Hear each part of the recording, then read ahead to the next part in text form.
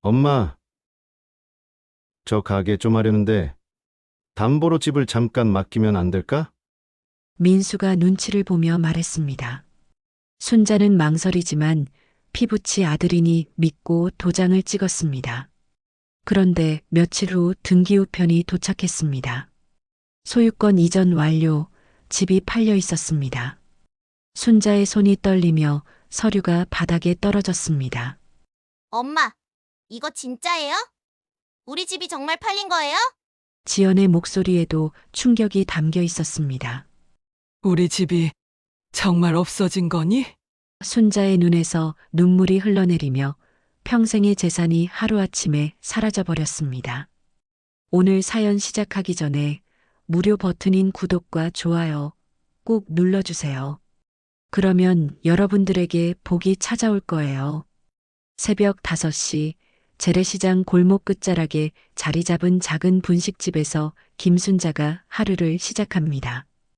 72살의 나이에도 허리는 꼿꼿하고 손놀림은 여전히 빠릅니다. 30년 전 남편과 함께 문을 연 이 작은 가게는 이제 순자 혼자만의 터전이 되었습니다. 아이고, 또 새벽이네. 순자는 작은 한숨을 내쉬며 앞치마 끈을 묶습니다. 냉장고에서 당근과 단무지, 계란을 꺼내 도마 위에 올려놓습니다. 김밥 재료를 하나씩 준비하는 손길이 익숙합니다.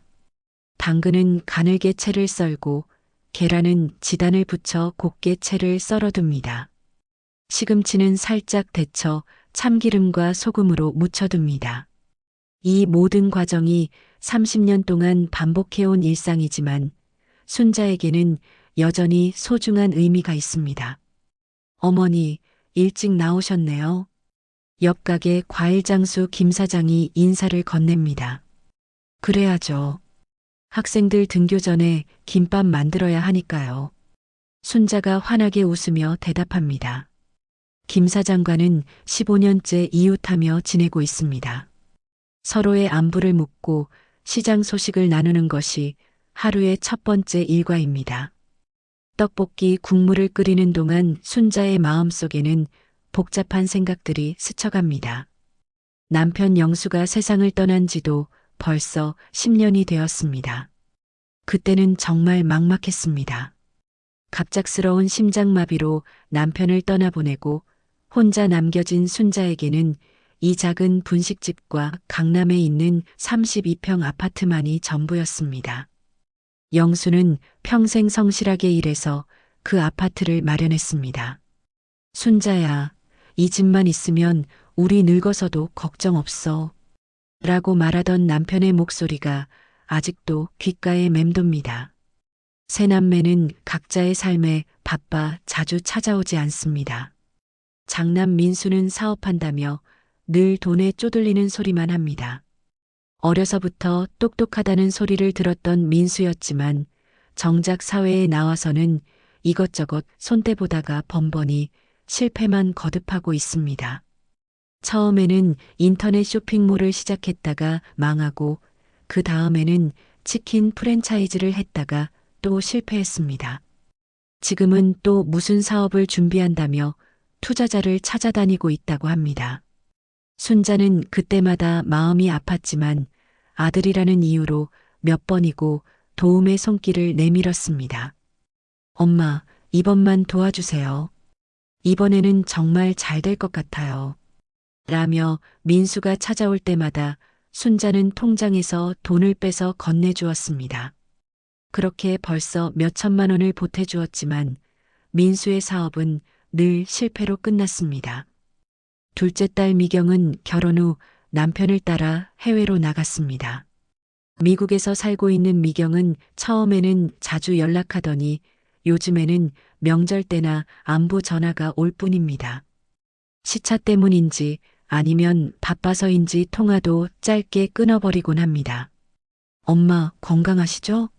저희는 잘 지내고 있어요. 애들도 잘 커가고 있고요. 그 짧은 말이 전부입니다. 미경의 두 아이는 순자에게는 손주이지만 얼굴조차 제대로 본 적이 없습니다. 다행히 막내딸 지연만큼은 자주 찾아와 순자를 챙깁니다. 회사원으로 일하며 바쁜 와중에도 일주일에 두세 번은 시장에 들러 순자와 함께 저녁을 먹곤 합니다. 엄마, 혼자 계시니까 걱정돼서 그래요. 라며 툭하면 반찬을 가져다 주고 아픈 곳은 없는지 살뜰히 챙깁니다. 지엄만이 순자의 진짜 걱정을 이해해 주는 것 같습니다. 오전 10시가 넘어서자 학교에서 나온 아이들이 하나둘 찾아옵니다. 할머니, 김밥 하나요. 떡볶이도 주세요. 할머니, 오늘 김밥 맛있어 보여요. 아이들의 밝은 목소리가 작은 가게 안을 가득 채웁니다. 순자는 그 소리를 들을 때마다 마음이 따뜻해집니다. 어쩌면 이 아이들이 자신의 진짜 가족인지도 모른다는 생각이 들 때도 있습니다. 매일 찾아와서 할머니라고 부르며 환하게 웃어주는 아이들이 때로는 멀리 있는 손주들보다 더 가깝게 느껴집니다. 자, 여기 김밥. 떡볶이는 조금만 기다려. 순자가 김밥을 정성스럽게 싸서 내어주며 말합니다. 김밥 하나에도 마음을 담아 단무지와 당근을 골고루 넣어줍니다. 아이들은 김밥을 받아들고 고마워요, 할머니. 라고 큰 소리로 인사합니다. 그 순간 순자의 얼굴에 환한 웃음이 번집니다. 오후가 되면 시장 상인들이 점심을 사 먹으러 옵니다. 순자 씨, 오늘 떡볶이 국물 맛이 특히 좋네요. 그래요? 고춧가루를 조금 바꿔봤거든요. 이런 소소한 대화들이 순자에게는 큰 위안이 됩니다. 30년 동안 이 시장에서 장사를 하며 쌓은 인정이 순자의 든든한 버팀목입니다. 저녁 무렵 가게 문을 닫고 집으로 돌아가는 길에 순자는 하늘을 올려다봅니다. 강남에 있는 자신의 아파트 방향을 바라보며 마음속으로 중얼거립니다. 이 집만 있으면 늙어서도 굶진 않겠지. 영수야, 당신이 남겨준 이 집 덕분에 나는 아직도 버티고 있어. 아파트에 도착해 현관문을 열면 적막한 공간이 순자를 맞습니다. 혼자 사는 집치고는 넓은 편이지만 가족들의 웃음소리로 가득했던 예전과는 너무 달라졌습니다. 거실 한쪽 벽에는 아이들이 어렸을 때 찍은 가족 사진들이 걸려 있습니다. 그 사진들을 바라보며 순자는 씁쓸한 미소를 짓습니다. 순자는 간단히 저녁을 차려 먹고 텔레비전을 켜놓은 채 소파에 앉습니다.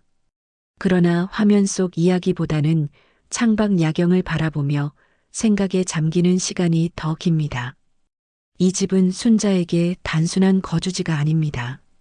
남편과 함께 꾸렸던 보금자리이고 새 아이들이 자란 추억의 공간입니다. 무엇보다 노후를 든든하게 지켜줄 유일한 재산입니다.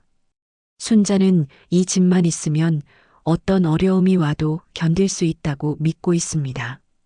그렇게 평온한 일상이 이어지던 어느 화요일 저녁, 순자가 분식집 정리를 마치고 집에 돌아오니 현관 앞에 민수가 서 있었습니다. 오랜만에 보는 아들의 모습이 예전과 달라 보였습니다.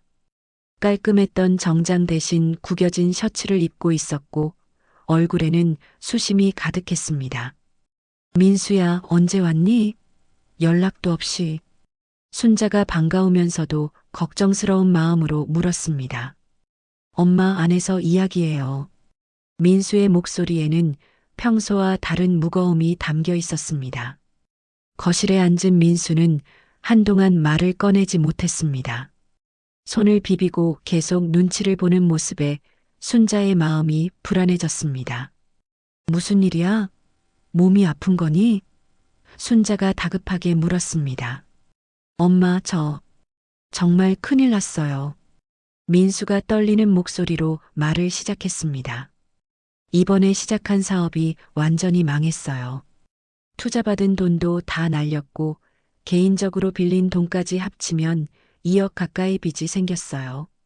순자의 얼굴이 하얗게 질렸습니다. 2억이라니. 그렇게 큰 돈을 어디서. 엄마, 저 정말 죽고 싶어요. 이대로 가면 우리 가족 다 길바닥에 나앉게 돼요. 애들 학비도 못 내고 아내도 이미 포기 상태예요. 민수의 눈에 눈물이 맺혔습니다. 순자는 평생 아들의 눈물을 몇 번 보지 못했기에 더욱 당황스러웠습니다. 그래서 엄마한테 부탁이 있어요. 민수가 조심스럽게 말을 꺼냈습니다. 이 집을 잠깐만 담보로 맡겨주시면 안 될까요? 정말 잠깐만이에요. 돈 빌려서 빚 정리하고 새로운 사업으로 다시 일어서면 바로 풀어드릴게요. 순자의 머리가 하얗게 변했습니다. 담보라니. 민수야, 이 집은. 엄마, 제발이요. 다른 방법이 정말 없어요. 이 집 말고는 담보로 잡힐 만한 재산이 없어요.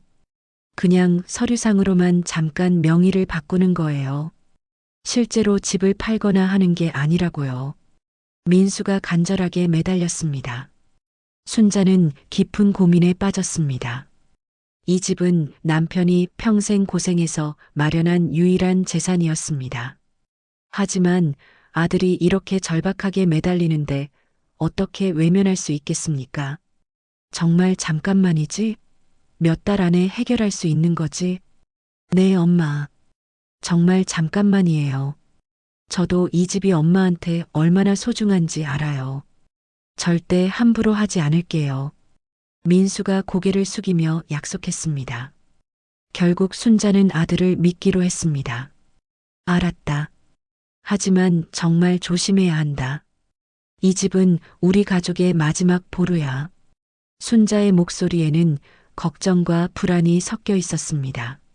며칠 후 민수가 서류를 들고 다시 찾아왔습니다. 엄마, 여기 도장만 찍어주시면 돼요. 복잡한 절차는 제가 다 처리할게요. 순자는 서류를 자세히 보려 했지만 어려운 법률 용어들이 가득해서 이해하기 어려웠습니다. 이거 정말 담보 서류 맞지? 네, 엄마. 걱정하지 마세요. 변호사가 다 확인해 줬어요. 민수가 안심시키듯 말했습니다. 순자는 반신반의하면서도 아들을 믿고 도장을 찍었습니다. 그 순간 순자는 가슴이 철렁했지만 이미 도장을 찍은 후였습니다. 일주일이 지난 어느 날 순자가 분식집에서 일하고 있을 때 택배 기사가 등기우편을 가져왔습니다.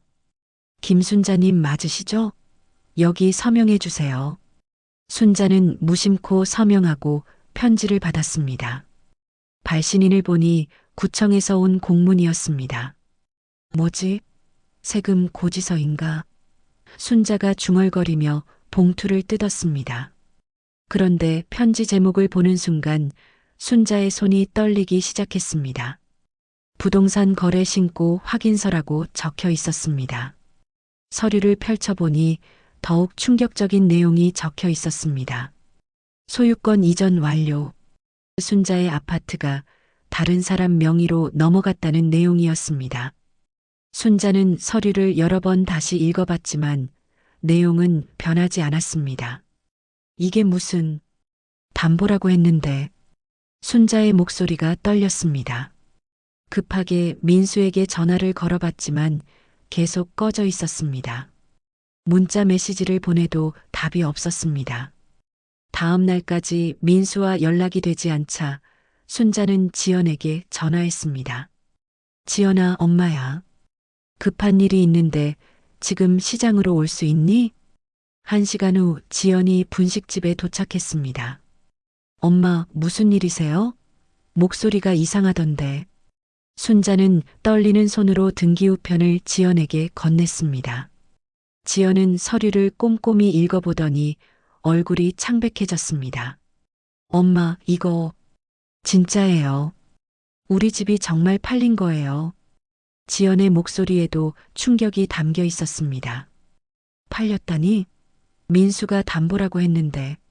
순자가 어리둥절해했습니다. 지연은 서류를 다시 한번 자세히 살펴봤습니다. 엄마, 오빠가 거짓말한 거예요. 이건 담보가 아니라 매매 계약서예요. 완전히 소유권이 넘어간 거라고요. 순자의 다리에 힘이 빠졌습니다. 지연이 급하게 어머니를 부축했습니다. 엄마, 괜찮으세요? 우리 집이 정말 없어진 거니? 순자의 눈에서 눈물이 흘러내렸습니다.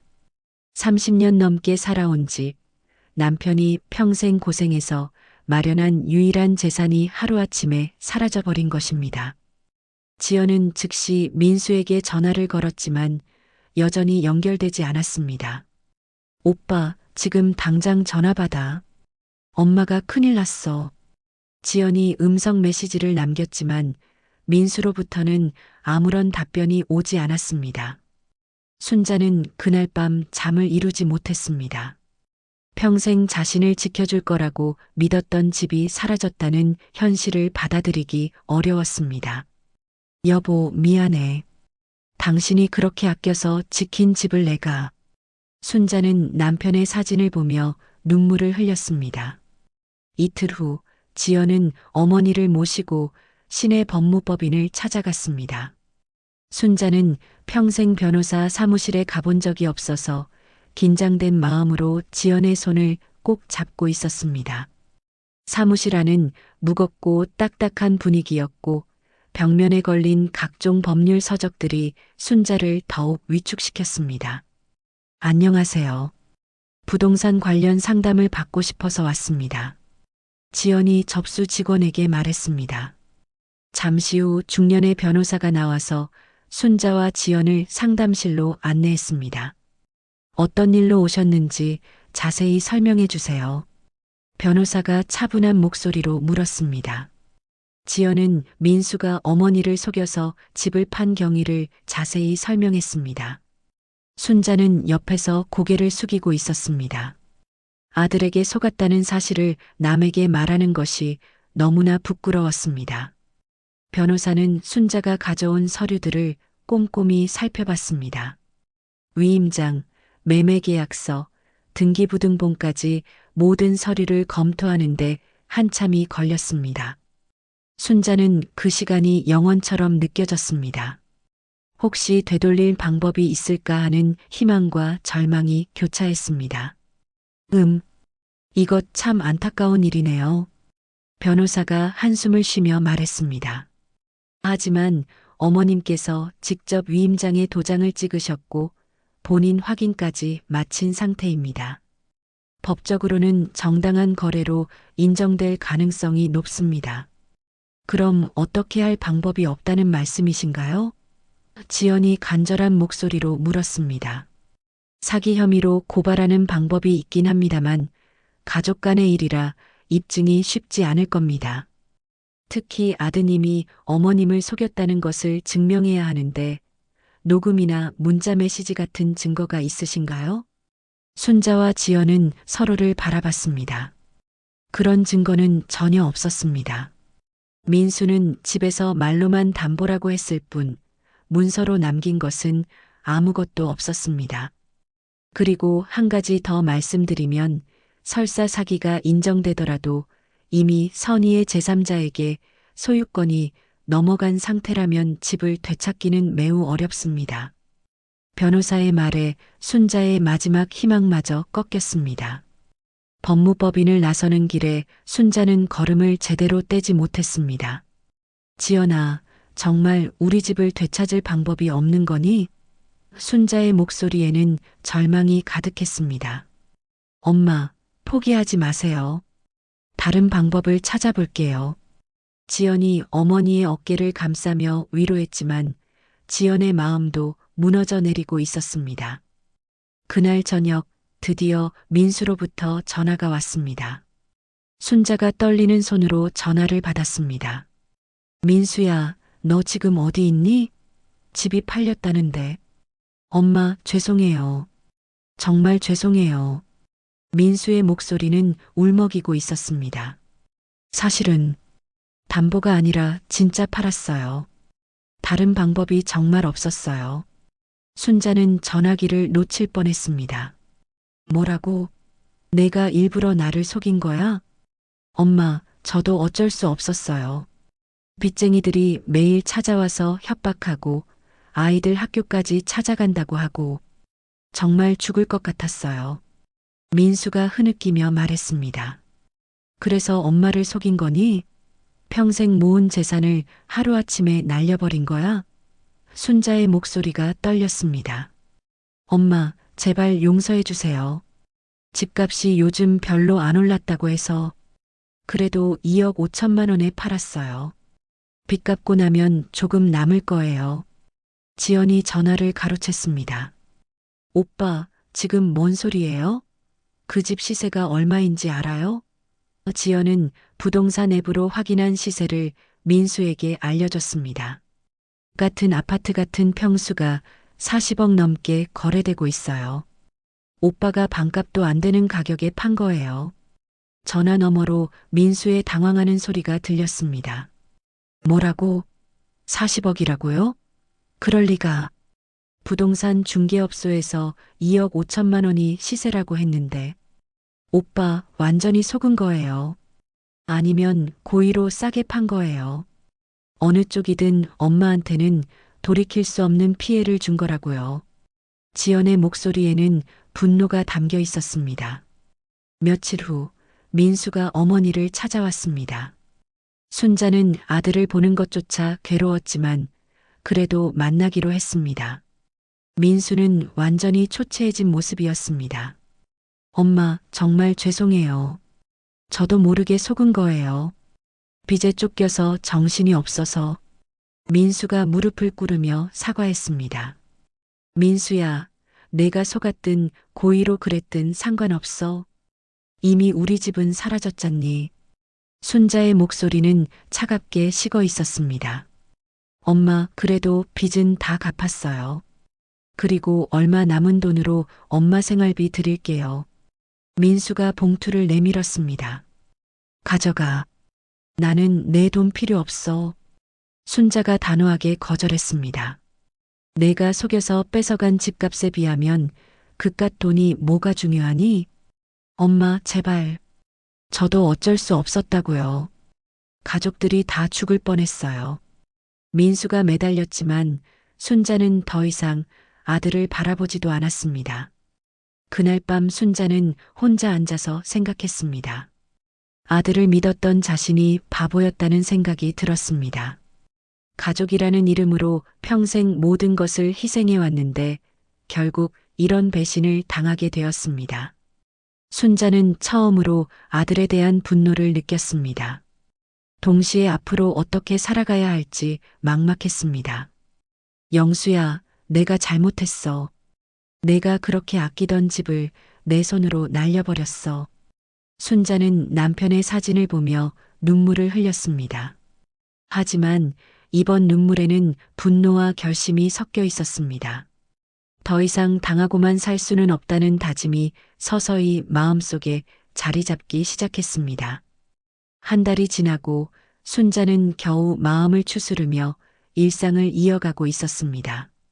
분식집 일에 더욱 집중하려 노력했지만 마음 한편에는 여전히 배신감과 상실감이 자리하고 있었습니다. 그런데 어느 날 오후 민수가 또다시 분식집에 나타났습니다.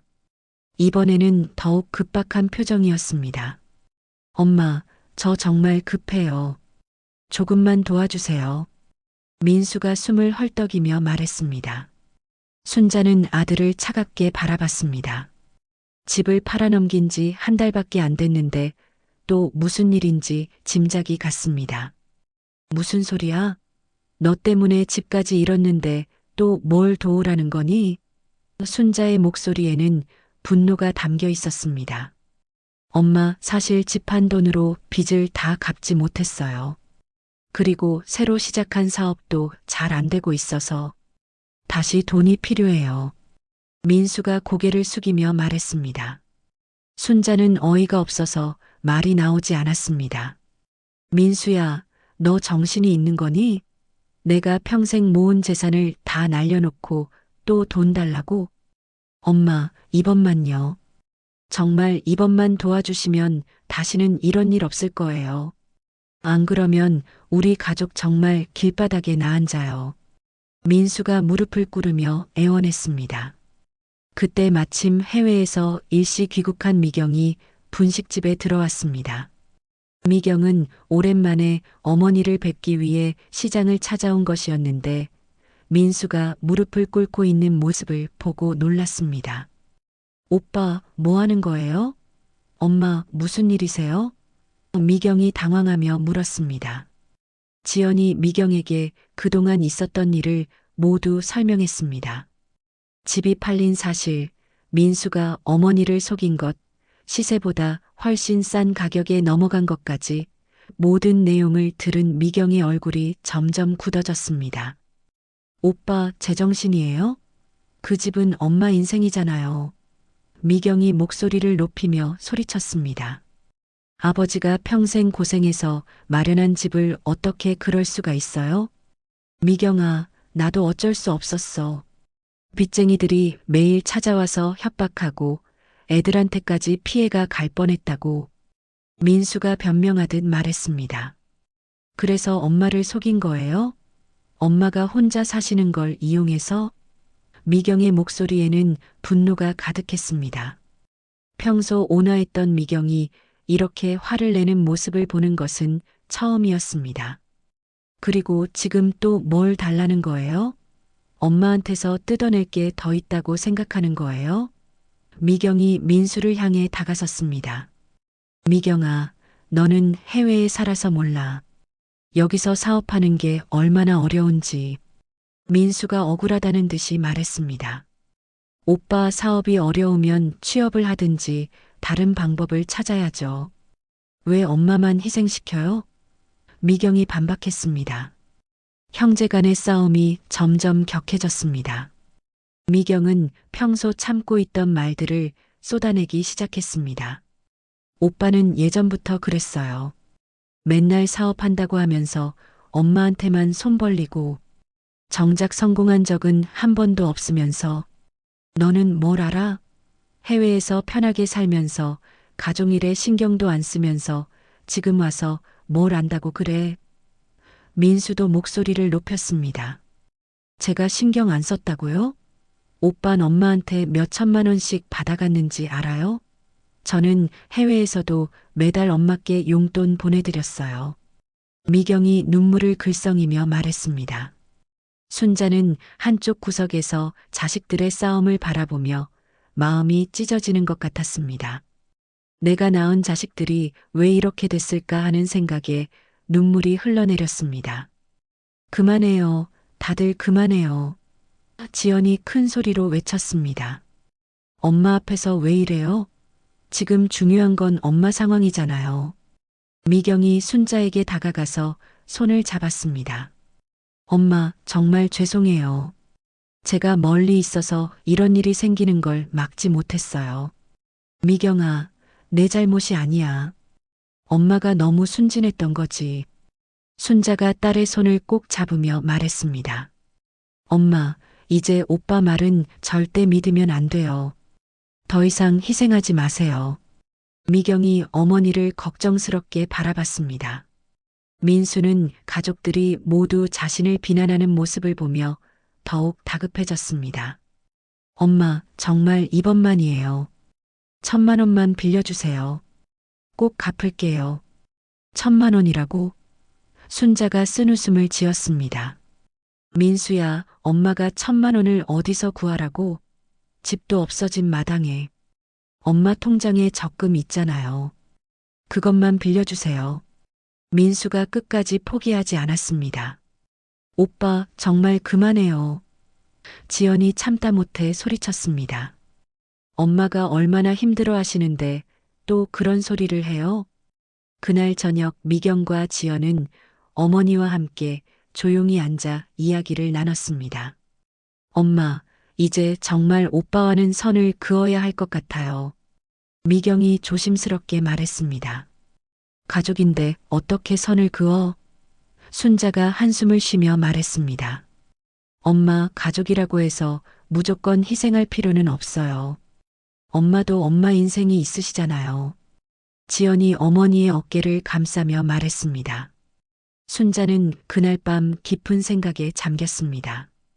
지금까지는 어머니로서 가족을 위해 희생하는 것이 당연하다고 생각했습니다. 하지만 이제는 다릅니다. 민수 때문에 평생 모은 재산을 잃었고 그럼에도 또다시 손을 벌리는 아들을 보며 순자는 마음속 깊은 곳에서 변화가 일어나고 있음을 느꼈습니다. 내가 낳은 자식들이 왜 이렇게 됐을까? 순자는 중얼거리며 창밖을 바라봤습니다. 분노와 실망, 그리고 앞으로 어떻게 살아가야 할지에 대한 혼란이 마음속에서 뒤섞이고 있었습니다. 하지만 한 가지는 분명했습니다. 더 이상 무작정 당하고만 살 수는 없다는 것이었습니다. 미경이 귀국한 지 일주일이 지났을 무렵 순자에게 청천벽력 같은 소식이 전해졌습니다. 현재 살고 있던 전세집 집주인으로부터 갑작스런 연락이 온 것입니다. 어머니, 죄송한데 다음 달까지 집을 비워주셔야 할 것 같아요. 집주인의 목소리는 미안해하면서도 단호했습니다. 순자는 전화기를 든 손이 떨렸습니다. 갑자기 왜 그러세요? 계약 기간이 아직 남았는데. 어머니, 사실 부동산 시세가 많이 올라서 전세금을 올려달라고 했는데 어머니께서 어려우시다고 하셔서 그냥 매매로 전환하기로 했어요. 집주인이 설명했습니다. 순자는 머리가 하얗게 변했습니다. 강남 아파트를 잃은 후 전세 보증금마저 부족해서 지연이 도움을 줘서 겨우 구한 집이었습니다. 그런데 이마저도 나가야 한다니 갈 곳이 없었습니다. 그럼 어디로 가라는 말씀이세요? 저 같은 노인이 갑자기 어디서 집을 구해요? 순자의 목소리가 떨렸습니다. 어머니, 정말 죄송해요. 하지만 제 사정도 있어서. 집주인은 미안해하면서도 결정을 번복할 생각은 없어 보였습니다. 전화를 끊은 순자는 주저앉고 말았습니다. 강남 아파트도 잃었는데 이제 살 곳마저 사라진다니 정말 막막했습니다. 급하게 지연에게 전화를 걸었습니다. 지연아, 엄마야. 큰일 났어. 집주인이 다음 달까지 나가라고 해. 1시간 후 지연이 급하게 달려왔습니다. 엄마, 정말요? 갑자기 왜 그래요? 순자는 집주인과의 통화 내용을 자세히 설명했습니다. 지연의 얼굴도 점점 어두워졌습니다. 엄마, 어떡해요? 요즘 전세 구하기도 어렵고 보증금도. 지연아, 엄마가 너한테 짐이 되는구나. 순자가 한숨을 쉬며 말했습니다. 엄마, 그런 말씀 마세요. 제가 뭔가 방법을 찾아볼게요. 지연이 어머니를 위로했지만 실제로는 마땅한 해결책이 떠오르지 않았습니다. 사흘 후 순자가 분식집에서 일하던 중 갑자기 어지러움을 느꼈습니다. 스트레스와 걱정 때문에 제대로 잠도 못 자고 밥도 거르는 날이 많았던 터였습니다. 어머니, 괜찮으세요? 옆 가게 김 사장이 걱정스럽게 물었습니다. 좀 어지러워서. 순자가 벽에 기대며 말했습니다. 그런데 갑자기 눈앞이 깜깜해지더니 그대로 쓰러지고 말았습니다. 어머니, 김 사장이 급하게 순자를 부축하며 119에 신고했습니다. 곧 구급차가 도착해 순자를 병원으로 이송했습니다. 병원에서 연락을 받은 지연이 급하게 달려왔습니다. 엄마, 괜찮으세요? 어떻게 된 거예요? 의사가 지연을 불러 설명했습니다. 어머님이 극심한 스트레스와 영양실조로 쓰러지신 것 같습니다. 며칠간 입원 치료가 필요할 것 같아요. 영양실조요? 엄마가 제대로 드시지 않으셨나 봐요. 지연이 걱정스럽게 말했습니다. 그날 밤 지연은 미경에게 전화해서 어머니 상황을 알렸습니다. 미경은 충격을 받았습니다. 엄마가 쓰러지셨다고? 내가 바로 갈게. 이틀 후 병원비 문제로 민수와 미경이 또다시 갈등을 빚었습니다.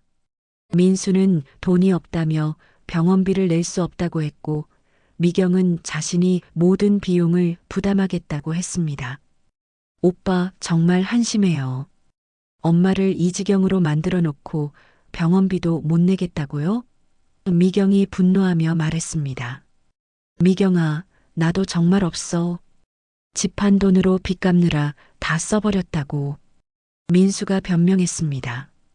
그럼 일이라도 하세요. 맨날 사업만 한다고 하지 말고 취업을 하든지. 미경의 목소리가 병원 복도에 울려 퍼졌습니다. 그때 지연이 조용히 말했습니다. 언니, 오빠, 지금은 엄마 치료가 우선이에요. 병원비는 제가 일단 처리할게요. 병실에 누워있던 순자는 자식들의 다툼 소리를 들으며 마음이 더욱 아팠습니다. 자신 때문에 아이들이 싸우는 모습을 보는 것이 너무 괴로웠습니다. 이번 사흘째 되는 날, 지연이 부동산 관련 서류를 다시 정리하다가 이상한 점을 발견했습니다. 매매 계약서를 자세히 들여다보니 구매자 이름이 낯익었습니다. 이 사람 이름 어디서 들어본 것 같은데. 지연이 중얼거리며 인터넷 검색을 해봤습니다. 검색 결과 그 사람은 대형 부동산 개발 회사의 대표였습니다. 지연은 더 자세히 조사해봤습니다. 놀랍게도 그 회사 홈페이지 임원진 소개에서 민수와 고등학교 동창이라는 사실을 발견했습니다. 둘이 함께 찍은 동창의 사진까지 올라와 있었습니다. 설마. 지연의 마음이 불안해졌습니다. 더 조사해보니 순자의 아파트가 있던 지역이 대규모 재건축 예정지라는 사실도 알게 되었습니다. 재건축이 확정되면 아파트 값이 지금보다 훨씬 더 오를 예정이었습니다. 지연은 부동산 시세를 다시 확인해 봤습니다. 같은 아파트 같은 평수가 현재 50억을 넘어서고 있었습니다. 민수가 2억 5천만 원에 판 것이 얼마나 말도 안 되는 가격인지 다시 한번 확인되었습니다. 오빠가 정말 모르고 속은 걸까 아니면. 지연의 머릿속에 의심이 들기 시작했습니다. 고등학교 동창에게 시세의 절반도 안 되는 가격에 팔았다는 것이 우연의 일치일까요? 그날 밤 지연은 잠을 이루지 못했습니다. 만약 민수가 고의로 싸게 팔았다면 그것은 단순한 사기가 아니라 어머니에 대한 배신이었습니다. 지연은 진실을 파헤쳐야겠다고 결심했습니다. 다음 날 아침 지연은 병실에서 어머니를 돌보면서 말했습니다. 엄마, 오빠가 집 한 건에 대해서 좀 더 알아봐야겠어요. 지연아, 이미 끝난 일인데 뭘 더 알아봐? 순자가 지친 목소리로 말했습니다. 엄마, 혹시 뭔가 숨겨진 진실이 있을지도 몰라요. 포기하지 마세요. 지연이 어머니의 손을 꼭 잡으며 말했습니다. 순자는 딸의 간절한 눈빛을 보며 마음이 움직였습니다. 지금까지는 체념하고 있었지만 이제는 진실을 알고 싶다는 생각이 들었습니다. 과연 민수가 정말 모르고 속은 것일까? 아니면 다른 이유가 있었을까요? 병원에서 퇴원한 순자는 지연의 도움으로 임시로 지연의 원룸에서 지내게 되었습니다. 좁은 공간에 두 사람이 생활하기는 불편했지만 다른 선택의 여지가 없었습니다. 순자는 평생 남에게 신세를 지며 사는 것이 이렇게 괴로운 일인지 처음 알았습니다. 지연은 매일 출근 전과 퇴근 후에 민수가 집을 판 경위에 대해 조사했습니다. 인터넷으로 부동산 개발회사 정보를 찾아보고 재건축 관련 뉴스들을 꼼꼼히 읽어봤습니다. 조사하면 할수록 의심스러운 점들이 더 많이 발견되었습니다. 엄마, 이거 보세요. 지연이 노트북 화면을 순자에게 보여줬습니다. 오빠가 집을 판 상대방 회사에서 엄마 아파트 지역 재개발 사업을 담당하고 있어요. 그리고 재건축 승인이 이미 몇 달 전에 났다고 해요. 순자는 화면을 자세히 들여다봤습니다. 비록 글자가 작아서 잘 보이지 않았지만 자신이 살던 아파트 사진이 개발 예정지로 표시되어 있는 것은 확인할 수 있었습니다. 그럼 그 사람들이 우리 집값이 오를 걸 미리 알고 있었다는 말이니? 순자가 놀라며 물었습니다. 그런 것 같아요. 그리고 더 이상한 건 오빠와 그 회사 대표가 고등학교 동창이라는 거예요. 지연이 동창의 사진을 보여주며 설명했습니다. 순자는 그 사진을 보는 순간 분노가 치밀어 올랐습니다. 그럼 민수가 나를 완전히 속인 거네. 동창한테 헐값에 팔아넘긴 거야. 며칠 후 지연은 용기를 내어 직접 그 부동산 개발회사를 찾아가기로 했습니다. 회사는 강남 한복판에 있는 대형 빌딩에 위치하고 있었습니다. 화려한 로비와 높은 천장을 보며 지연은 이곳에서 엄청난 돈이 오가고 있다는 것을 실감했습니다. 안녕하세요. 김민수 씨와 관련해서 상담을 받고 싶은데요. 지연이 접수 직원에게 말했습니다. 김민수 씨요? 어떤 관련이신지요? 직원이 의아해하며 물었습니다. 최근에 저희 어머니 아파트를 매입하신 건과 관련해서요. 대표님과 김민수 씨가 고등학교 동창이라고 들었는데요. 지연이 설명했습니다. 직원은 잠시 내부에 연락을 취한 후 지연을 상담실로 안내했습니다. 곧 정장을 차려입은 중년 남성이 들어왔습니다. 그가 바로 민수의 고등학교 동창이자 이 회사의 대표였습니다. 안녕하세요. 김민수 씨 관련해서 오셨다고 들었는데요. 대표가 정중하게 인사했습니다. 네, 저는 김민수의 여동생 지연입니다. 최근에 저희 어머니 아파트를 매입하신 건에 대해 궁금한 게 있어서요. 지연이 차분하게 말했습니다. 대표의 표정이 약간 경직되었습니다. 아, 그건 말씀이시군요. 그런데 뭐가 궁금하신지요? 지연은 미리 준비해온 녹음기를 가방 속에서 켜두고 질문을 시작했습니다. 제가 알기로는 그 아파트 시세가 훨씬 높은데 왜 그렇게 싼 가격에 거래가 되었는지 궁금해서요. 그건 민수가 급하게 현금이 필요하다고 해서 시세보다 좀 낮은 가격에 거래한 거죠. 뭐, 친구 사이니까 도와준 셈이에요. 대표가 어색하게 웃으며 대답했습니다. 그런데 재건축 승인이 이미 났다는 걸 알고 계셨죠? 지연이 날카롭게 물었습니다. 대표는 당황하는 기색을 보였습니다. 그건 뭐 업계에서는 다들 아는 사실이니까요. 그럼 오빠도 그 사실을 알고 있었나요? 지연이 계속 추궁했습니다. 그건 민수한테 직접 물어보세요.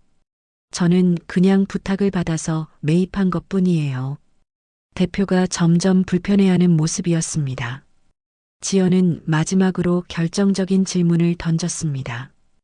혹시 오빠가 어머니 모르게 거래하자고 제안한 건 아닌가요? 그건 내 엄마는 모를 거라고 했죠. 어차피 아들이 알아서 처리하는 거니까. 대표가 실수로 중요한 말을 내뱉었습니다. 지연은 그 순간을 놓치지 않았습니다. 그럼 처음부터 어머니를 속일 계획이었다는 말씀이신가요? 대표는 자신이 실언했다는 것을 깨닫고 당황했습니다. 아, 그게 아니라 제가 잘못 말한 것 같네요. 아니에요. 제가 다 들었어요. 오빠가 어머니 모를 거라고 했다는 것, 그리고 시세보다 훨씬 싸게 팔기로 미리 약속했다는 것도요. 지연이 단호하게 말했습니다. 대표는 더 이상 변명할 수 없다는 듯이 고개를 숙였습니다. 죄송합니다. 그냥 친구 부탁이라 도와준 건데. 지연은 녹음을 마치고 회사를 나왔습니다. 드디어 결정적인 증거를 확보한 것입니다.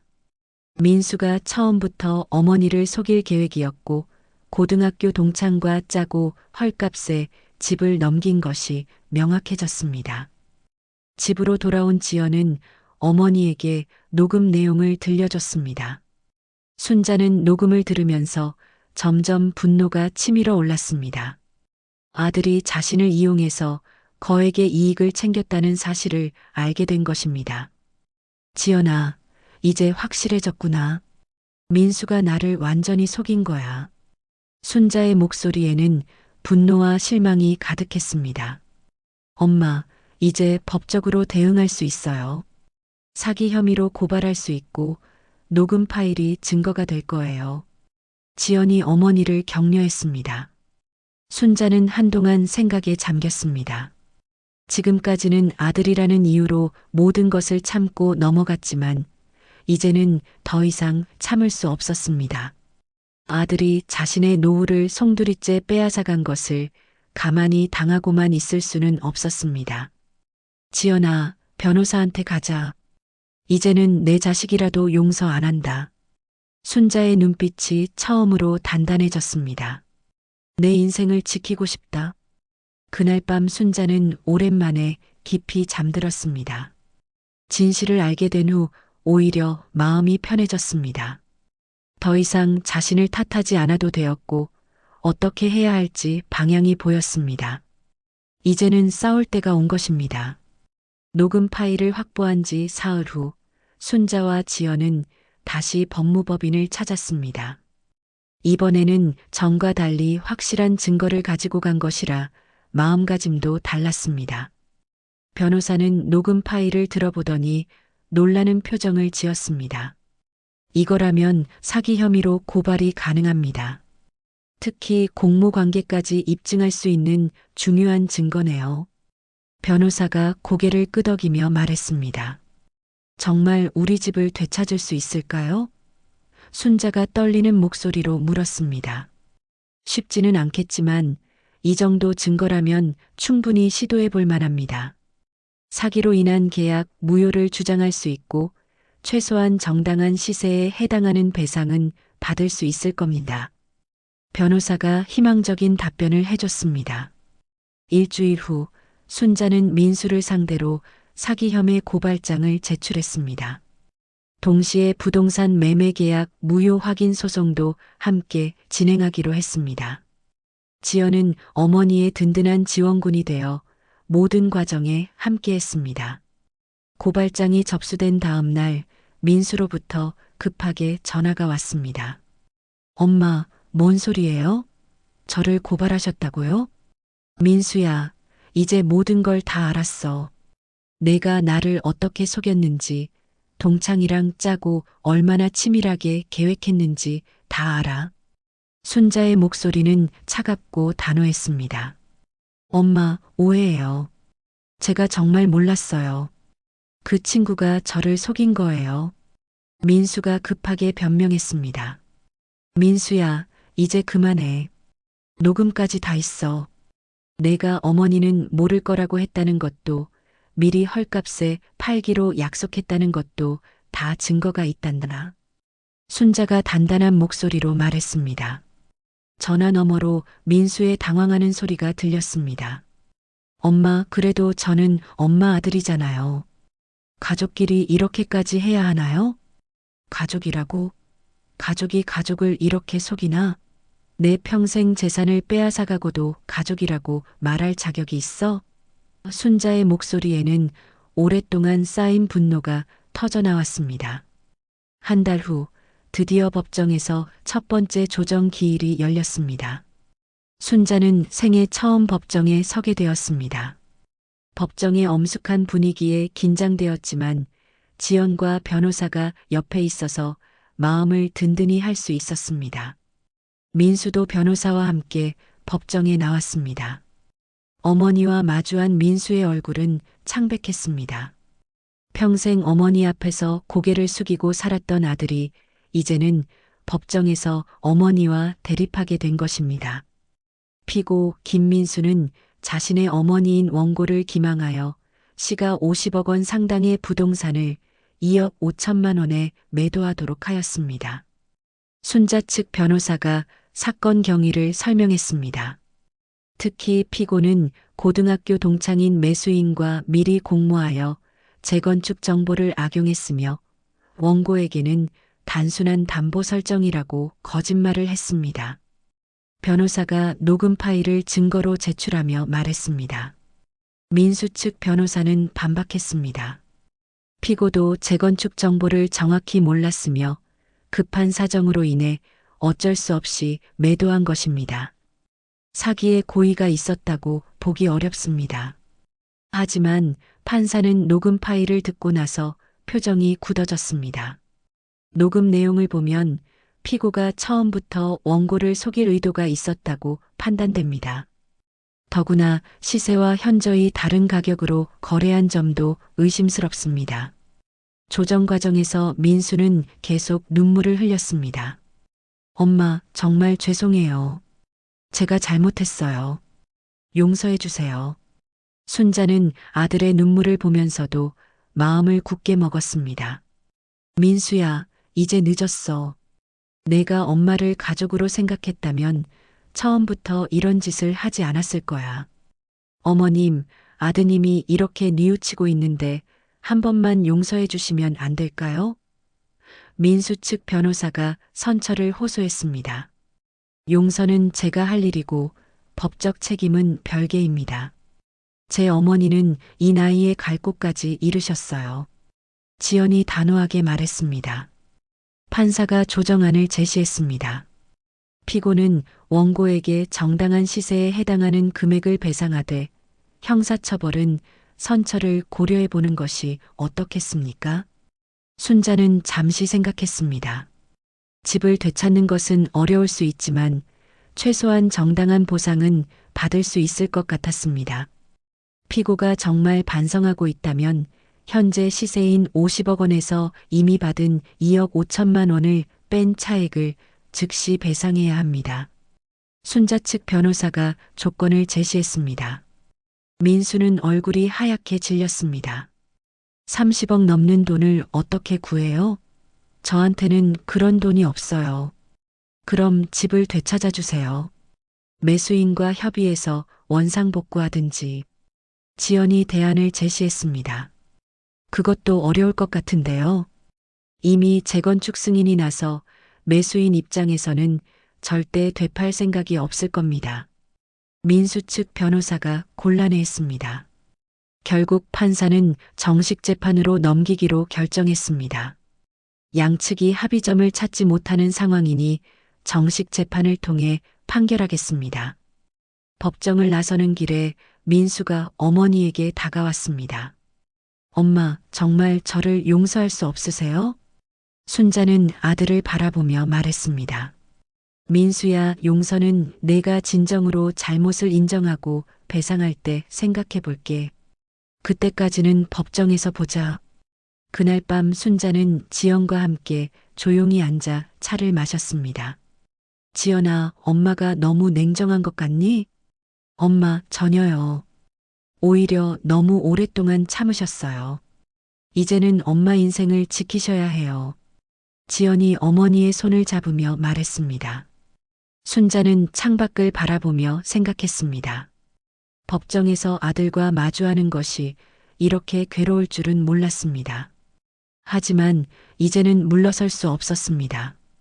자신의 남은 인생을 지키기 위해서라도 끝까지 싸워야 했습니다. 석 달 후 드디어 판결일이 다가왔습니다. 그동안 순자는 지연의 원룸에서 지내며 재판 준비에 매진했습니다. 변호사와 함께 증거를 보강하고 민수 측에서 제출한 반박 자료들에 대응했습니다. 힘든 시간이었지만 순자는 포기하지 않았습니다. 판결 당일 법정에는 순자와 지연 그리고 민수가 각자의 변호사와 함께 자리했습니다. 미경도 급하게 귀국해서 어머니를 지지하러 왔습니다. 법정 분위기는 첫 번째 조정 때보다 훨씬 무거웠습니다. 판사가 판결문을 읽기 시작했습니다. 피고 김민수가 원고인 어머니 김순자를 기망하여 부동산을 헐값에 처분하게 한 행위는 명백한 사기에 해당한다고 판단됩니다. 순자의 가슴이 두근거렸습니다. 드디어 자신의 억울함이 인정받는 순간이었습니다. 특히 피고가 제출한 녹음 증거에서 보듯이 피고는 처음부터 원고를 속일 의도를 가지고 있었으며 공범과 공모하여 계획적으로 범행을 저질렀습니다. 판사가 계속해서 판결문을 읽어 내려갔습니다. 따라서 본 법원은 해당 부동산 매매 계약의 무효를 선언하며 피고는 원고에게 현재 시세에 해당하는 50억 원에서 이미 지급된 2억 5천만 원을 제외한 32억 5천만 원을 배상하라고 판결합니다. 법정에 있던 모든 사람들이 숨을 죽였습니다. 민수는 얼굴이 창백해져서 제대로 서 있기도 힘들어 보였습니다. 또한 매수인인 부동산 개발회사도 공모관계가 인정되므로 피고와 연대하여 배상 책임을 집니다. 판사가 마지막 판결을 선고했습니다. 판결이 끝나고 법정을 나서는 순자의 걸음은 가벼웠습니다. 지연과 미경이 양쪽에서 어머니를 부축하며 함께 걸었습니다. 엄마, 정말 잘하셨어요. 드디어 정의가 승리했어요. 미경이 눈물을 글썽이며 말했습니다. 엄마, 이제 마음 편히 쉬실 수 있겠어요. 지연도 안도의 한숨을 쉬었습니다. 한 달 후 부동산 개발회사에서 먼저 합의를 제안해 왔습니다. 소송이 길어지면 회사 이미지에 타격이 클 것을 우려한 것 같았습니다. 회사 측에서는 순자에게 시세에 맞는 정당한 보상을 해주겠다고 약속했습니다.